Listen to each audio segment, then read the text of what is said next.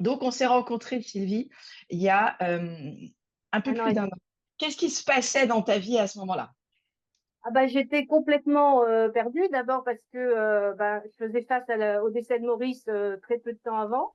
Donc, j'avais pris des activités pour meubler la solitude qui m'affolait totalement, que je découvrais et qui m'affolait totalement.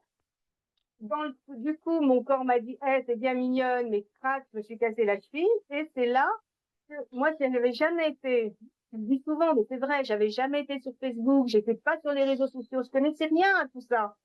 Et donc, j'étais là avec ma patte dans le plâtre à chercher sur mon téléphone et je suis tombée sur ce que tu faisais à l'époque le mercredi soir, les conférences du mercredi soir. Donc, j'ai écouté la première conférence et alors là, franchement, il n'y avait aucun doute. Je crois qu'avant la fin de la conférence, j'avais déjà bloqué pour le rendez-vous, je le voulais. C'est vraiment quelque chose dont j'avais physiquement, tu vois, je voulais pas passer à côté de cette opportunité-là. Effectivement, j'avais aussi la problématique de m'alimenter n'importe comment. C'était pour obtenir quoi? Touchait beaucoup à l'époque, c'était le fait de pas savoir manger, tu sais, de manger que des tartines, du pain, de beurre, de confiture, des paquets de gâteaux. J'avais l'impression de me déliter, en fait. Tu vois, j'avais l'impression que j'existais pas, enfin, que j'avais pas de consistance. Je pense, mais la raison profonde, c'est ça, c'est que je me cherchais, en fait. Qu'on avait identifié dans ce premier rendez-vous qu'on avait fait toutes les deux suite à la conférence avant que tu rentres à l'école, euh, me rencontrer et faire la paix avec moi-même. Absolument. Pourquoi faire Absolument. la paix? Tu te sentais pas en paix avec toi? Non, non, j'ai toujours eu l'impression de me porter à faire des choses, euh, de me porter à faire les choses, toujours par rapport au regard extérieur. Franchement, c'est ça, faire la paix avec moi-même, c'est me dire, aujourd'hui, c'est moi qui décide ce que j'ai envie. Et c'est pour ça que je te dis, je suis contente d'être seule parce que je trouve une liberté de faire ce que j'ai envie. C'est cette liberté-là que j'ai trouvée. Mhm. Génial. Et il y avait justement, derrière liberté, tu avais dit, et du sens à ma Ben vie. oui. Ben oui. Est-ce que aujourd'hui, du coup, à 74 ans, tu trouves vraiment ta Oui. liberté Oui. intérieure et du sens à ta vie? Oui. Oui, parce que même toutes les activités que j'ai fait en croyant que, je me rends compte que c'était encore quelque chose de téléguidé, qui venait pas du profond de moi-même. Même si ça se passait bien, même si j'avais des bons contacts, tu vois, c'est pas, c'est pas une envie profonde en fait. Attends, Alors, qu'on soit bien d'accord, quand tu dis j'y vais toute seule, c'est pas Maurice qui t'interdisait d'y aller, hein, c'est toi qui non, n'arrivais pas à faire des non. choses toute seule. Et même, regarde, au début, quand on s'est connus, je ne le faisais pas toute seule. J'y allais avec une copine. Je Mhm. faisais pas les choses toute seule. Je me rappelle de ta Aujourd'hui, première expo toute seule, hein, comme il a fallu là, que tu ailles chercher une ah oui, énergie intérieure pour oui, oui. oser réussir à le faire. Et C'est depuis, ridicule. C'est c'est ridicule encore parce que, meilleur. ah oui, franchement, là, je t'assure, je vis des choses extraordinaires. J'adore. Alors, sur quoi, pour obtenir ce résultat et ce sens-là, ce réveil intérieur, cette connexion avec ta puissance intérieure, sur quoi tu as été concentré pendant cette année et La, demie avec nous? la confiance en moi. Confiance en toi. Mais la Oui. confiance en toi, elle est tombée du ciel. Tu es allé trouver ça comment? Parce que je vous ai suivi, parce que vous m'avez orienté, euh, parce que je me suis posée, parce que j'ai accepté de me poser aussi. Pas toujours dans le mouvement, pas toujours courir, et de choisir ce que j'avais envie de faire, de choisir ce que j'avais envie de faire, de pas faire pour faire ou de pas faire parce que je m'étais engagée. En quoi notre présence, l'accompagnement de l'école, t'a permis d'aller toucher, d'aller oser finalement poser ses actions et d'aller rencontrer ta Parce que confiance intérieure. ça m'a permis de me poser avec moi-même. C'est-à-dire, ça, ça m'a, ça m'a donné l'idée que je pouvais exister de façon différente, qui m'était Hmm. pas venue, si tu veux, dans mon fonctionnement, comme j'ai toujours été fonceuse et faire et faire et faire. par obligation, hein, depuis que voilà, j'étais toute seule à la maison, etc. Donc voilà, je me posais pas de questions.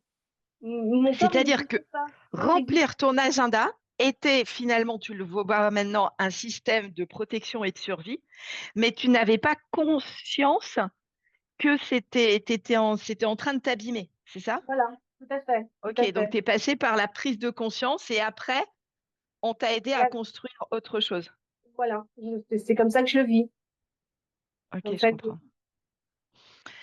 parce que comment veux-tu, non, j'avais pas conscience de tout ça. Pas conscience que j'avais besoin de me poser avec moi, que j'avais besoin de me demander ce dont j'avais vraiment envie. Et si je fais ça, est-ce que c'est parce que j'ai envie ou est-ce que c'est pour faire bien, pour faire plaisir, pour m'occuper, pour occuper le temps. Enfin voilà, on peut dire, ouais, j'ai appris à me poser ces questions-là. Est-ce que tu as envie de dire que tu as réussi ton parcours à l'école? Bah, complètement, c'est pas du tout. D'abord, je sais pas ce que j'attendais ou venu chercher, mais je suis pas du tout la même nana aujourd'hui que celle qui est rentrée à l'école. Je veux dire, et là, je suis bien avec moi, quoi. Je veux dire, je suis pas, je me pose pas de questions. Je me suis acheté des petites robes, je me pose plus de questions. Je veux dire, et franchement, je mange ce que je veux quand je veux, y compris un paquet de gâteau si j'ai envie, mais en conscience. Je mange ce que je veux quand je veux, mais en fait, ça a l'air d'être bien équilibré parce que ton diabète s'équilibre derrière. Absolument. Voilà. Et mon poids aussi. Alors ton poids, t'en parlais quand même quand tu es rentrée. Il y avait quand Oui, même bah oui, un appel du poids parce qui qu'à un avait été. moment, Est-ce que ça avait été un sujet dans ta vie ou est-ce que c'est arrivé au décès de ton mari? ah non, non, moi c'est un sujet depuis que j'ai 7 ans, 8 ans, puisque, Et aujourd'hui? Alors attends, c'était un sujet depuis que tu avais 7-8 ans. Ça veut dire que ça te prenait la tête ton poids? c'est-à-dire que moi je me souviens du médecin de famille qui était très très laid et qui me faisait très très peur, et qui parlait déjà de haricots verts, morceaux de viande, et c'était déjà le problème à cette époque-là. Et moi je suis d'une famille du côté de mon père du Maghreb, donc on est très très sucré. Et j'ai été élevée avec du couscous, mais pas du légume, au beurre et au raisin sec avec du sucre. Enfin voilà, j'étais vraiment élevée et donc c'était pas bien. Moi, mes tantes étaient toujours au régime et moi, j'ai toujours été au régime. Toujours, toujours oui, à surveiller. Oui, parce que j'ai fait un acupuncteur, j'allais le voir tous les jours, l'acupuncteur. Tu te rends compte? C'était mon boulot entre midi et deux et j'allais me faire piquer chez l'acupuncteur et on avait le droit à rien. Et quand on ne perdait pas du poids, on avait droit à 3 litres d'eau, de thé, machin, et 3 pommes. J'ai fait Ah, des c'est choses. ça. Plus, j'ai fait les sachets, j'ai fait tout, quoi. Je veux dire, tout. Et au Mes petits final, gâteaux, les petits t'as pas trucs. résolu. Et Bah le oui, poids était toujours un problème. le poids a toujours été un problème. Et ce que je disais, c'est que même quand je faisais 47 kilos, je me voyais pas mince. Et même, j'ai pas savouré, je veux dire, j'ai pas savouré j'ai été mince. Alors, en plus, après, chef d'entreprise, avec tous les vernissages, et il fallait que j'étais en représentation, les salons, les machins. Quel est ton regard aujourd'hui sur toi? Je focalise pas. Ça me Tu gêne veux dire pas que c'est plus un problème pour toi? non, ça me gêne pas pour rencontrer des gens, ça me gêne pas pour sortir, ça me gêne pas, voilà, j'ai pas honte de moi. J'ai pas honte de moi. C'est plus le sujet phare de ta vie, Non, je pas du dois tout. maigrir. Non, pas du tout. Ça fait quoi de se libérer de ça? Tu parlais tout à l'heure de liberté, justement, que tu voulais et que tu as retrouvé une liberté. T'as fait quoi de libérer ça? Ben, comment dirais-je, c'est libéré. Je sais pas, il n'y a pas d'autre mot que ça, si tu veux. Franchement, je me pose pas de questions. Je me pose pas de questions. Franchement, je mange ce que j'ai envie de manger. Ben, si j'ai envie de manger du viande cuite avec du fromage de chèvre, je mange du viande cuite avec mon fromage de chèvre. Mais ça faisait longtemps que j'avais pas mangé de féculents. Enfin, et le jour, j'ai eu envie de riz. J'ai fait faire une grosse platée de riz. Et j'ai mangé une grosse truc de riz et ça m'a fait le bien fou. Mais voilà, c'était une fois. Je sais pas, me pose Est-ce pas de que ça veut questions. dire que dans tes phases de régime, Si tu mangeais du riz, parce que tu as dû en manger C'est une quand même de temps en catastrophe. temps, mais si tu mangeais du riz, C'est une catastrophe. Du riz, des pâtes, c'est une catastrophe.